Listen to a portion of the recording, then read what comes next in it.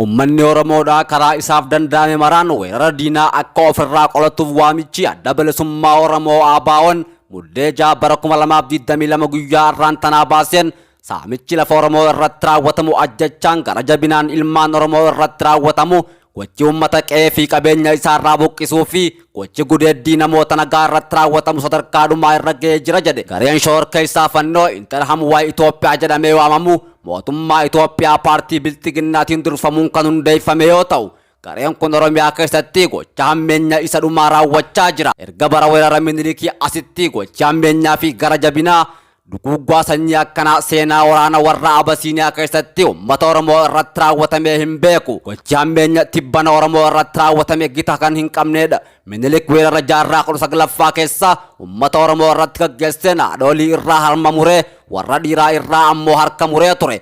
Bara mootummaa paartii badhaadhinaa ammoo gareen shororkeessitoota fannoodhaa morma ilmaan Oromoo irraa muruu mataa mukatti diranii godina Goojjam magaalaa Buree keessatti agarsiisaa turan. Akkasumas reeffa namoota ajjeefamanitti ibidda qabsiisuudhaan gubanii irra dhaabbatanii sirba injifannoodhaa sirbaa dhaadachaa turan. Amma nuugee kana caalaa gocha hammeenyaa fi gara jabinaa murna Bilxiginnaa baachuu hin dandeenye jedhu. Ummanni Oromoodhaa daangaa namaa ce'ee biyya namaa hin weerarre. Ummanni Oromoo warra ilmaa fi intala harmee fi abbaa isaa haadha warraa fi abbootii isaa salphisan dabalatee saba hundumaa walii galee nagaa fi jaalaan waliin jiraata. Isaan sooree isaan eegee lubbuu isaanii baraaree waliin jiraachaa ture. Jireenyaa fi lafa isaa isaaniif qoodee akka jiraataniif isaan tumsee, haa ta'u malee gaarummaa fi qajeelummaa Oromoo kanaaf deebiin qubattoonni kanneen sabicha irratti gocha hammeenyaa raawwachuu fi salphisuu ta'ee ummanni Oromoodhaa nageenya isaatiif falmatee nagaan biyyaa fi qe'ee isaa irra jiraachuudhaaf mirga qaba. Waan kana ta'eef ummanni Oromoo tokkummaadhaan ka'ee biyya ilmaan haadhaa fi abbaa walumaa galaan jiraachuudhaaf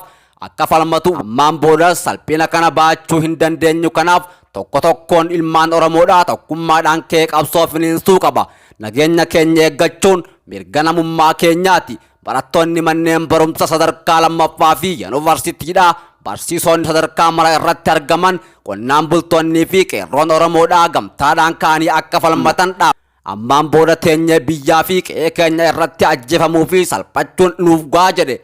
Oromoon tokkummaa isaa eeggachuu fi jabeessuu qaba. Duuti Oromoo tokko du'a Oromoo isa kan biraati. Salphinni Oromoo tokko salphina Oromoo hundaati. Oromoon gola Oromiyaa mara keessa jiru martinuu gamtaadhaan ka'ee ajjeefamuu fi salphifamuu Oromoo murni badhaadhinaa Oromoo irratti raawwachaa jiru kana mormuu fi balaaleffachuu qaba jedhe. Tokkummaa fi cichoominni keenya bara 2018 keessa mootummaa akka of haaressu dirqisiisee ture.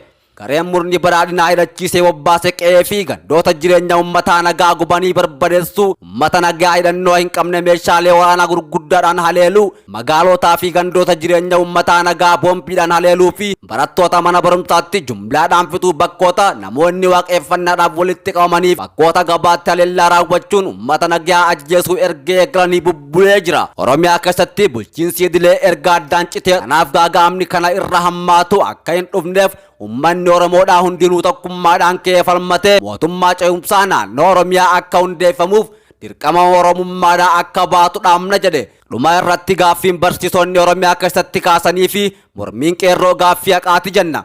Kanaaf ilmaan Oromoodhaa martinuu cinaa isaanii dhaabbachuu qabu.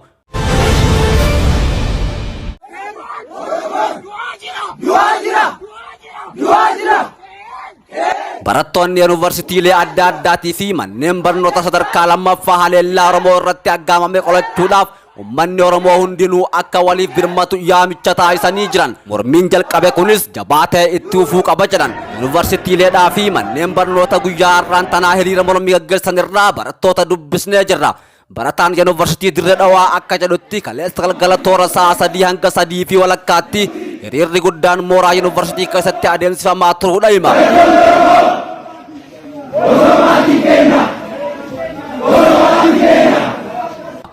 Hiriirri kunis gocha humnoota fannootii fi hidhattoota Amaaraatiin Oromiyaa keessatti raawwatamaa jiru balaaleffachuudhaaf akka ta'e himuudhaan manni Oromoodhaa bal'aan yakka duguuggaa qe'ee isaa irratti raawwatamaa jiru kana otuu walirratti hin ilaalin waliif birmachuu akka qabus dhaame. Bifuma wal fakkaatuun barattoonni yuunivarsiitii Amboodhaa hiriira balaaleffannaa mooraa yuunivarsiitii Amboo lamaan keessattis adeemsifameeti jira.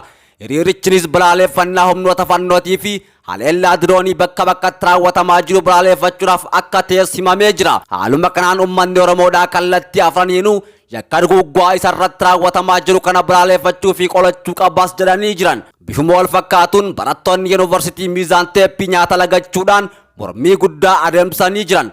Yuunivarsiitii Miizaan Teeppii mooraa Teeppii keessatti barattoonni diddaa isaanii nyaata lagachuudhaan akka adeemsan kan himan yoo ta'an ajjechaa buqqaatii fi saamichi qe'ee Oromoo irraa dhaabbachuu akka qabus gaafatanii jiran.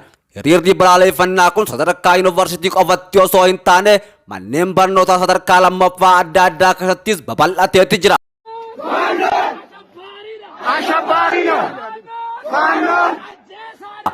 Magaalaa Naqamtee Sulultaa madda walaabuutii Finfinnee keessatti mormiin barattootaa guddaan dhoo'ee jira. Har'aan tana ganama mana barumsa jeneraal Waaqoo Guutuu kan Finfinneetti argamu keessatti hiriirri mormii guddaan adeemsifamuu kan himan maddeen barattootaa fi barsiisota hirmaachisuun hiriira balaaleffannaa haleellaa fannoo adeemsifameeti jira. Barattoonni mana barumsaa sadarkaa lammaffaa fi dhaabbilee olaanaa dhaamsa dhaamaniin barataan barsiisaa fi hojjetaan mootummaa hundinuu ajjechaa suukanneessaa ilmaan Oromoo irratti raawwatamaa jiru balaaleffachuu darbee uummata irraa ittisuudhaaf of qopheessuu akka qaban dhaamanii jiran.